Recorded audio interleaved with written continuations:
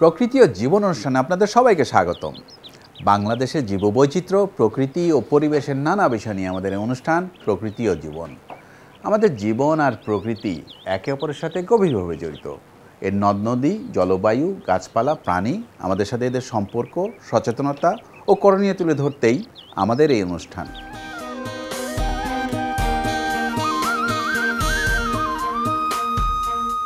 ছোট আয়তনের আমাদের এই দেশটিতে মূলত 3 প্রকারের ভিন্ন ধরনের প্রাকৃতিক বন রয়েছে। এইসব বনে রয়েছে অজস্র প্রাকৃতিক সম্পদ। বনের এই সম্পদগুলো একদিকে যেমন অর্থনীতিতে বিশাল অবদান রাখছে, তেমনি জীববৈচিত্র্য রক্ষায় মূল ভূমিকা পালন করে যাচ্ছে। আমাদের আজকের পর্ব বাংলাদেশের বনজ সম্পদ নিয়ে। এ বিষয়ে আলোচনা করব মোহাম্মদ ইউনুস আলীর সাথে। তবে তার আগে চলুন দেখে আসি প্রকৃতি ও জীবন দলের বাংলাদেশের বনজ সম্পদ নিয়ে কিছু তথ্য ও চিত্র।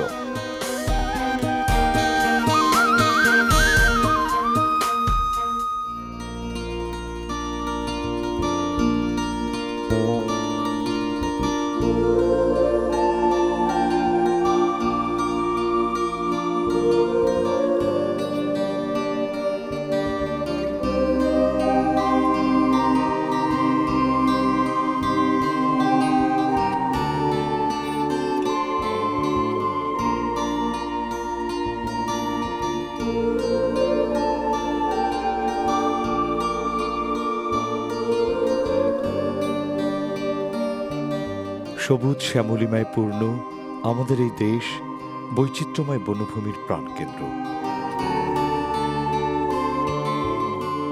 ভৌগোলিক অবস্থান ও ঋতু বৈচিত্র্যের কারণে এখানে রয়েছে নানা ধরনের বনাঞ্চল। এদেশে প্রধানত চিরসবুজ বন,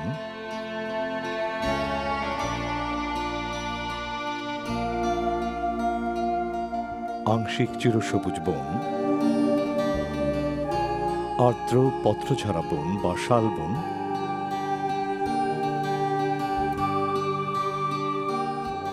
এবং ম্যানগ্রোভ বনাঞ্চল রয়েছে। নন্দনতাত্ত্বিক সৌন্দর্যের সাথে সাথে এই বনাঞ্চলগুলো বিপুল পরিমাণ সম্পদেরও আধার। বনাঞ্চলগুলোতে একদিকে যেমন রয়েছে উদ্ভিদজাত সম্পদ, তেমনি আছে প্রাণীজ সম্পদ।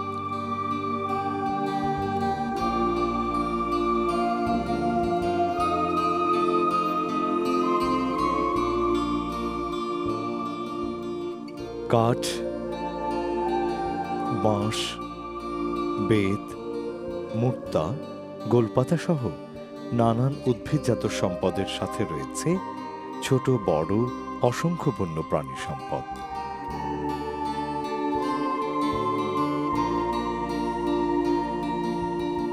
বনের সম্পদের মধ্যে অন্যতম প্রধান সম্পদ হল কাঠ উৎপাদনকারী গাছগুলো। চিকরাশি,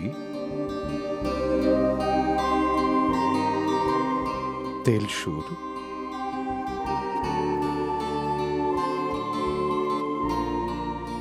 গর্জন, উরিয়াম, শাল, সুন্দরী গাছসহ কয়েক শত প্রজাতির কাষ্ঠল উদ্ভিদ থেকে সংগ্রহ করা হয় প্রয়োজনীয় কাঠ।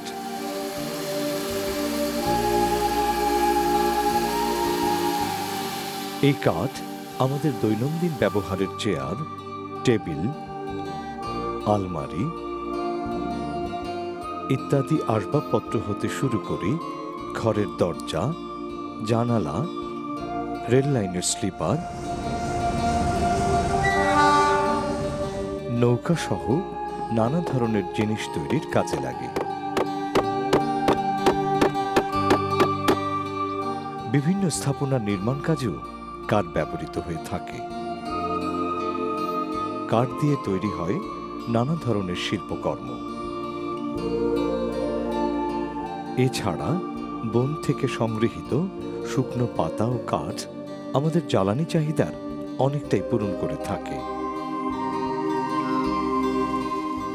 প্রতি বছর বন থেকে প্রায় ৮০ লক্ষ ঘনমিটার জ্বালানি কাঠ সংগৃহীত হয়। শুধুমাত্র কাঠ নয়, বনজ গাছের পাতাও আমাদের জন্য অনেক সময় অর্থকরী হয়ে থাকে।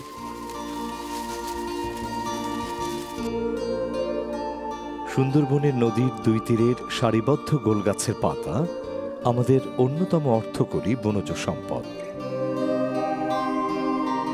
প্রতি বছর বাওয়ালিরা সুন্দরবন থেকে এই গোলপাতা সংগ্রহ করে। গোলপাতা সংগ্রহ বাওয়ালিদের জীবিকার অন্যতম উৎস।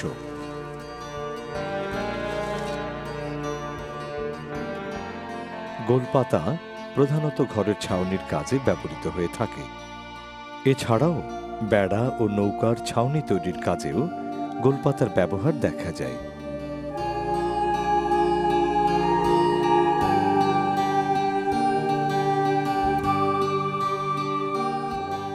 বাঁশ আমাদের দেশের অন্যতম গুরুত্বপূর্ণ একটি বনজ সম্পদ।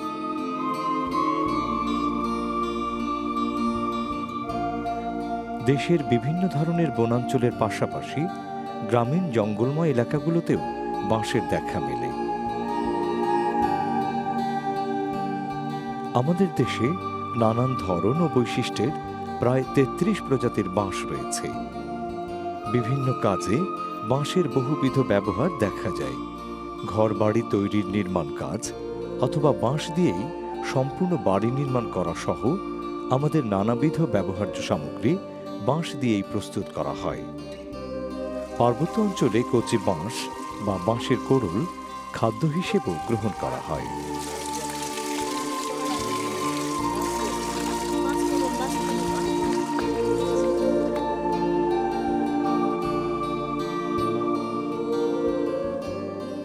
বাঁশ ছাড়াও বন থেকে প্রাপ্ত গুরুত্বপূর্ণ একটি উপাদান হল বেত। বেতের সিংহভাগই আসে বনাঞ্চল থেকে।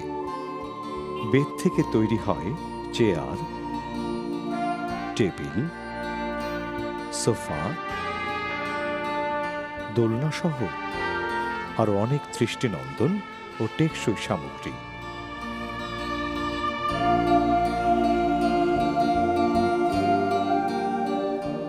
বেত ছাড়াও বন থেকে আহরিত মুক্তা থেকে বিভিন্ন প্রক্রিয়ার মাধ্যমে তৈরি হয় বাহারি নকশা খচিত শীতল পাটি। হোগলা থেকেও তৈরি হয় পাটি সহ নানান ব্যবহার্য জিনিসপত্র। আমাদের দেশের বনভূমিগুলো ঔষধি গাছের আধার। এছাড়াও বনে রয়েছে ঔষধি গুণ সমৃদ্ধ হাজারো লতাগুল্ম। বনের বিপুল উদ্ভিদরাজির কোনোটির মূল, কোনোটির কাণ্ড বা পাতা বা অন্যান্য অংশ ঔষধি কাজে ব্যবহৃত হয়। বহু আগে থেকেই ঔষধি গাছ আর বনজ লতা পাতা মানুষ বিভিন্ন রোগের চিকিৎসায় ব্যবহার করে আসছে। বর্তমান আধুনিক চিকিৎসা বিজ্ঞানের যুগেও ঔষধি গাছের অবদান অনস্বীকার্য। এইসব গাছ বিভিন্ন জীবন রক্ষাকারী ঔষধের যোগান দিয়ে থাকে। আমাদের বনাঞ্চলগুলো প্রাণীজ সম্পদের অন্যতম প্রধান ধারক। বনে রয়েছে কীট পতঙ্গ থেকে শুরু করে উভচর, সরীসৃপ,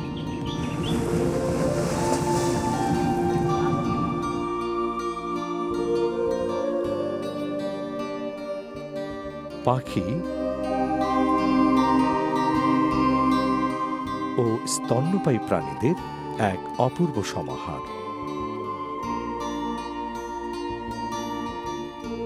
এসব প্রাণীকুল থেকে অর্থনৈতিক ও প্রতিবেশগত দুই ধরনেরই সুফল পাওয়া যায়।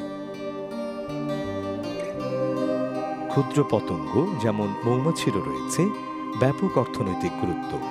মৌমাছিরা যে মৌচাক তৈরি করে তা থেকে প্রচুর মধু আহরণ করা হয়। মৌয়ালদের জীবিকা নির্ভর করে ছোট্ট এই পতঙ্গের উপর। শুধু সুন্দরবন থেকেই প্রতি বছর ৮ থেকে ১০,০০০ মণ মধু আহরিত হয়। এছাড়াও আহরিত হয় মোম। এই মধু ও মোম দেশের সার্বিক অর্থনীতির এক বড় চালিকা শক্তি।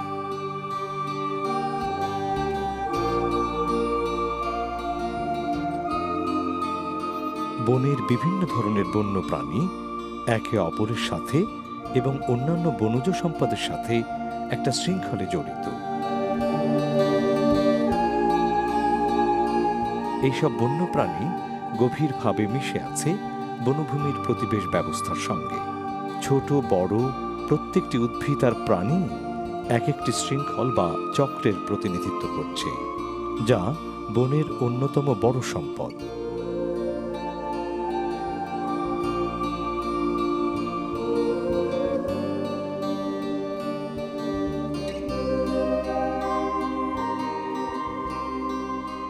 উদ্ভিদ সম্পদ টিকিয়ে রাখছে প্রাণী সম্পদকে, আর বনের প্রতিবেশ ব্যবস্থা টিকিয়ে রাখছে গোটা পরিবেশকে।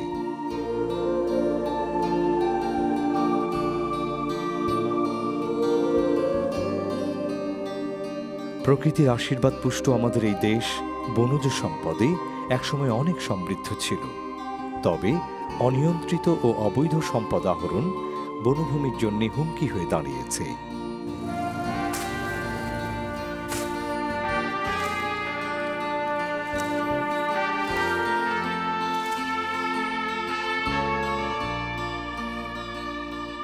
অনেক সময়ই একটি সম্পদ আহরণের সময় অন্য সম্পদেরও ক্ষতি হচ্ছে।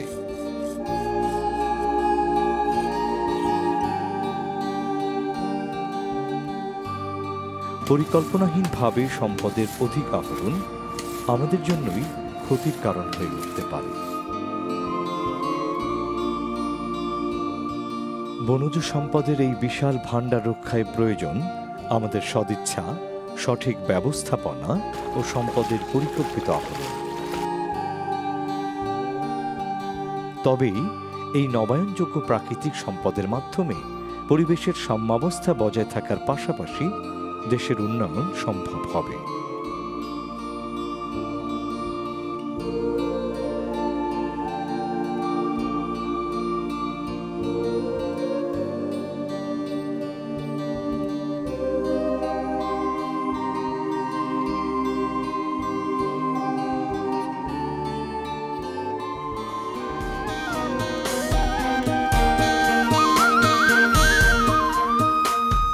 দর্শক মণ্ডলী, আমরা এতক্ষণ দেখলাম বাংলাদেশের বনজ সম্পদ নিয়ে বিস্তারিত প্রতিবেদন।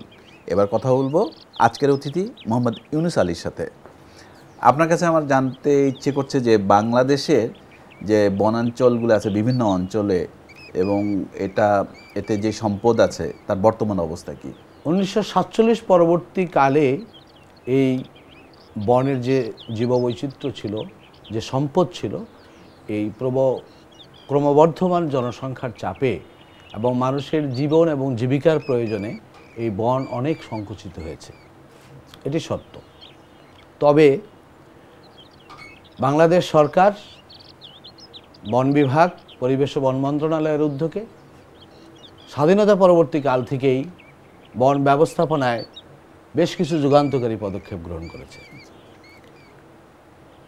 সেই পদক্ষেপের কারণে এখনও আমাদের সুন্দরবন পৃথিবীর একক বৃহত্তম ম্যানগ্রোভ বন এবং এটি যে মেগা বায়োডাইভার্সিটি এবং যে সবচেয়ে উল্লেখযোগ্য একটি ম্যামালস, পৃথিবী বিখ্যাত রয়্যাল বেঙ্গল টাইগার, এটির আবাসভূমি এবং এখনও সুন্দরবন পৃথিবীর যে কোনো বনের মধ্যে এটা তুল্য এবং এটা শীর্ষস্থানে অবস্থান করে। পরিবেশে বন এবং বনজ সম্পদের গুরুত্ব কী পরিমাণ? বনের একটি 3 ধরনের গুরুত্ব রয়েছে। একটা যেমন এনভায়রনমেন্টাল ফাংশন রয়েছে বনের, একটি সোশ্যাল ফাংশন রয়েছে, একটা ইকোনমিক ফাংশন রয়েছে। এনভায়রনমেন্টাল ফাংশন হলো বন যেখানে নেই বা সেইখানে আপনার নদীর প্রবাহ ক্ষীণ হয়ে যাবে, নদী ভরাট হয়ে যাবে, খাল ভরাট হয়ে যাবে, জলাভূমি ভরাট হয়ে যাবে। আরেকটি যে বিষয় আছে যে জীববৈচিত্র্যের যে বিষয়টা, যে wild variety of many genetic resources, যেটা আমরা এখন কৃষিতে যেগুলো আছে সেগুলি একসময় যদি কোনো ক্যাটাস্ট্রফির কারণে ধ্বংস হয়ে যায়, তখন এই ওয়াইল্ড ভ্যারাইটিটা যদি না থাকে আমরা আর সেখান থেকে রেপ্লিকেট করতে পারবো না। শালবন ও ম্যানগ্রোভ বনের সাথে জীবিকার যে সম্পর্ক, এ সম্বন্ধে আমাদের একটু বলবেন। সুন্দরবনের এই সম্পদের উপর প্রায় 5 লক্ষ লোক নির্ভরশীল। আমি যদি একটি জিনিস আপনাকে দেখাই, একটি ছবি যদি দেখাই, আপনি দেখবেন যে এইখানে মানুষগুলো যে নৌকায় করে জি, সুন্দরবনের বিভিন্ন সম্পদ, বিশেষ করে মাছ, শামুক, ঝিনুক, মধু, এগুলো আহরণ করার জন্য যায়, গোলপাতা, গরান। এবং এতে ওই অঞ্চলের খুলনা, বাগেরহাট, সাতক্ষীরা, বরগুনা, পিরোজপুর, ওই অঞ্চলের বিপুল পরিমাণ মানে জনসংখ্যার এটা জীবিকা এই সুন্দরবনের উপর নির্ভরশীল। আর আপনি যদি বলেন যে শালবন, এটি একটি প্রাকৃতিক বন, এই বনে দেখবেন যে মানুষের অবাধ বিচরণ। ঢাকা শহর যখন রাজধানী হয়েছে, এই রাজধানীর মানুষের চাহিদা, বিশেষ করে জ্বালানি চাহিদার জন্য যখন গ্যাস এখানে সংযোগ হয়নি, এই জ্বালানি চাহিদার ব্যাপক অংশ এই মধুপুর এবং ভাওয়ালের শালবন থেকে এসেছে। এ কারণে এই শালবনের ক্ষতি হয়েছে। এরপরেও এই শালবন এখনও টিকে আছে। বনসম্পদ রক্ষায় বন বিভাগ কি কি পদক্ষেপ নিয়েছে? স্বাধীনতা পরবর্তীকালে বন বিভাগ সামাজিক বনায়ন কর্মসূচি গ্রহণ করেছে। পরবর্তীকালে 1987 সনে আরেকটি প্রকল্প গ্রহণ করা হয়েছিল, সেটার নাম আপনারা জানেন যে উপজেলা বনায়ন ও নার্সারি উন্নয়ন প্রকল্প। তারপরে 1990-এর দশকে এশিয়া উন্নয়ন ব্যাংকের এবং বিশ্ব ব্যাংকের সহায়তায় আমাদের FRMP project, coastal green belt project, forestry sector প্রকল্প, এই প্রকল্পগুলি গ্রহণ করা হয়েছে। এখানে যেমন সামাজিক বনায়নের বিষয়টিও ছিল, তেমনি একই সাথে ফরেস্ট কনজারভেশনের বিষয়গুলো ছিল। এই স্ট্র্যাটেজিকে ধারণ করে 1994 সনে আমাদের ফরেস্ট্রি সেক্টর মাস্টার প্ল্যান করা হয়েছে 15-20 বছর ব্যাপী, এবং 94 সনে একই সাথে ফরেস্ট্রি সেক্টর মাস্টার প্ল্যান বাস্তবায়নের জন্য বননীতি, জাতীয় বননীতি ঘোষণা করা হয়েছে। বনসম্পদের উপর চাপ কমানোর উপায় কি? বিকল্প জ্বালানির ব্যবস্থা করতে হবে, যেমন আপনার বায়োগ্যাস প্ল্যান্ট করতে হবে, আপনার ইমপ্রুভ চুলা করতে হবে। এখানে সম্ভব হলে যদি কস্ট ইফেক্টিভ হয় সোলার প্যানেলে আমাদের যেতে হবে, উইন্ড মিল করতে হবে কোস্টাল এলাকায়। এগুলি করা হলে অন্তত জ্বালানির প্রয়োজনে যেভাবে বন ধ্বংস হয় তার থেকে অনেকটা হ্রাস পাবে। এর মধ্যে কি কোনো পদক্ষেপ নেওয়া হয়েছে যে এই ধরনের কোনো কর্মকাণ্ড করার? ইয়েস, বাংলাদেশ সরকারই একমাত্র সরকার যারা অভূতপূর্ব একটি পদক্ষেপ ঘোষণা করেছে। জলবায়ুর যে পরিবর্তনজনিত আঘাত, এইটাকে মোকাবেলা করার জন্য অ্যাডাপ্টেশন এবং মিটিগেশন ফান্ডে 1400 কোটি টাকা বরাদ্দ করেছে সরকার। একই সাথে মিটিগেশন মেজার্স হিসাবে আমাদের বিশেষ করে কোস্টাল এরিয়ায়, উপকূলীয় অঞ্চলে, বাঁধে, তারপর নতুন জেগে ওঠা চরে এবং যে কোনো প্রান্তিক ভূমিতে আমরা বনায়নের জন্য উদ্যোগ গ্রহণ করেছি। বনসম্পদ রক্ষায় আপনি কি আর কোনো সাজেশন দিবেন আপনার পক্ষ থেকে? বনজ সম্পদের উপর চাপ হ্রাস করতে হলে আমাদের বায়োমাস নির্ভর কোনো নির্মাণ, মানে কাঠ নির্ভর বা গাছ নির্ভর, বৃক্ষ নির্ভর, টিম্বার নির্ভর কোনো আমাদের যে কনস্ট্রাকশন, বোর্ড বিল্ডিং বলেন, হাউস বিল্ডিং বলেন, যে কোনো কাজ থেকে আমাদের সরে আসতে হবে। আপনাকে অনেক ধন্যবাদ, অনেক মূল্যবান তথ্য জানতে পারলাম আপনার কাছ থেকে। আপনাকেও ধন্যবাদ। দর্শক মণ্ডলী, প্রকৃতি ও জীবন অনুষ্ঠানের এবারের সেগমেন্টটি হচ্ছে আপনি জানেন কি। চলুন জানা যাক বাংলাদেশের বনজ সম্পদ নিয়ে কিছু তথ্য। আপনি জানেন কি বাংলাদেশের মোট জনসংখ্যার প্রায় 2 ভাগ মানুষই জীবন ধারণের জন্য বনজ সম্পদের উপর নির্ভরশীল। বাংলাদেশের মোট জিডিপির প্রায় 5% আসে বনজ সম্পদ থেকে। সবচেয়ে বেশি ব্যবহৃত বনজ সম্পদটি হল জ্বালানি কাঠ, যার বাৎসরিক চাহিদা প্রায় 80 লক্ষ ঘনমিটার, যার প্রায় 63% গৃহস্থালির কাজে এবং বাকি অংশ শিল্প কারখানায় ও বাণিজ্যিকভাবে ব্যবহৃত হয়। বনজ সম্পদ থেকে প্রাপ্ত মোট রাজস্বের প্রায় 41% আসে সুন্দরবন থেকে। সুন্দরবন থেকে প্রতি বছর গড়ে প্রায় 20,000 মণ গোলপাতা, 8 থেকে 10,000 মণ মধু ও প্রায় 1,000 মণ মোম আহরণ করা হয়। আমাদের এবারের সেগমেন্টটি হচ্ছে কুইজ। গত পর্বের কুইজটি ছিল কোন পাখিটিকে ডক্টরস অফ দ্য ট্রিজ বা গাছের ডাক্তার বলা হয়। সঠিক উত্তরটি হলো কাঠঠোকরা। অনেকেই সঠিক উত্তর দিতে পেরেছেন, তবে লটারির মাধ্যমে নির্বাচিত সঠিক উত্তরদাতা হচ্ছেন ফারিয়া আহমেদ, পঞ্চম শ্রেণী, Maple Leaf International school, girls section, Dhanmondi, Dhaka. অভিনন্দন আপনাকে। আইপোস্টের মাধ্যমে আপনার ঠিকানায় পৌঁছে যাবে আকর্ষণীয় গিফট। এবারে জানিয়ে দিচ্ছি আজকের কুইজ। আমাদের আজকের কুইজ হচ্ছে কোন গাছের পাতা একটি গুরুত্বপূর্ণ বনজ সম্পদ? এ গোলপাতা গাছ, বি কেওড়া গাছ। সঠিক উত্তর জানিয়ে শুক্রবার বিকেল 5টার মধ্যে আমাদেরকে SMS করুন। SMS পাঠাতে আপনার মোবাইলের মেসেজ অপশনে গিয়ে টাইপ করুন POJ স্পেস A অথবা B স্পেস আপনার নাম, ঠিকানা ও পেশা, এবং যে কোনো মোবাইল থেকে পাঠিয়ে দিন 6161 নম্বরে। মনে রাখবেন, যে কোনো 3টি পর্বে কেউ যদি বিজয়ী হতে পারেন, তিনি পাবেন প্রকৃতি ও জীবন দলের সাথে 5 দিনের প্রকৃতি পর্যবেক্ষণের সুযোগ। বাংলাদেশের জীববৈচিত্র্য ও পরিবেশ সংক্রান্ত গুরুত্বপূর্ণ কোনো বিষয়ের চিত্র ধারণের জন্য বা অনুষ্ঠান সম্পর্কিত মতামত জানাতে চিঠি লিখুন প্রযোজক প্রকৃতি ও জীবন, GPO বক্স নাম্বার 964, অথবা ইমেইল করুন prokritiojibon@gmail.com এই ঠিকানায়। শুধু দর্শক, ভৌগোলিক অবস্থানের কারণে প্রকৃতিগতভাবেই আমরা অনেক প্রাকৃতিক সম্পদের অধিকারী, কিন্তু অন্যান্য সম্পদের মতো বনজ সম্পদের যে প্রাচুর্যতা আমাদের দেশে ছিল তার সঠিক ব্যবহার আমরা আজও করতে পারিনি। পরিকল্পনা মাফিক বনজ সম্পদের সুষ্ঠু ব্যবহার ও প্রচলিত আইনের সঠিক ব্যবস্থাপনার মাধ্যমে এই সম্পদ রক্ষা করতে পারলে অর্থনৈতিক প্রবৃদ্ধি ও প্রাকৃতিক ভারসাম্য দুটোই বজায় থাকবে। সুন্দর প্রকৃতিতে গড়ি সুস্থ জীবন, এই আশা নিয়ে শেষ করছি আজকের অনুষ্ঠান। আপনারা সবাই ভালো থাকুন, সুস্থ থাকুন।